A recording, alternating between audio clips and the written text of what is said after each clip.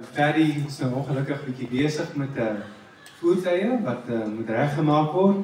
Hy is besig met die Pretoria Voedselkoöperasie. Dis 'n organisasie wat behoort aan die lede en hulle koop dan elke week vars vrugte en groente aan by boere en op die varsproduktemark en dan skakel hulle die middelman uit en dan gaan hulle dit af by jou huis.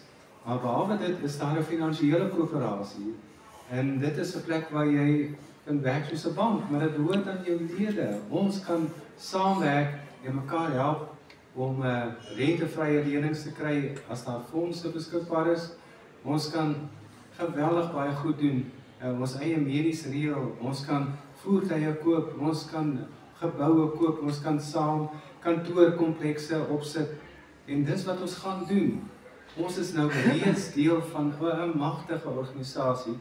En ons gaan oor die 800 sulke koöperasies landwyd in plek kry teen 2030.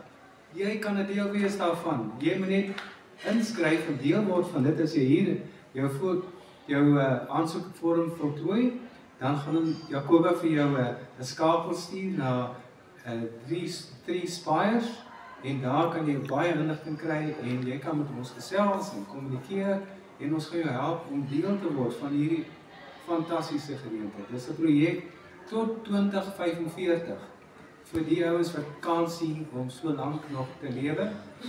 Dis my motto. Ek wil daai tyd nog betrokke wees en dit is nog 100 jaar vir my. So dit gaan my jonk hou, dit gaan my op die wakker hou en julle is almal welkom deel daarvan te word.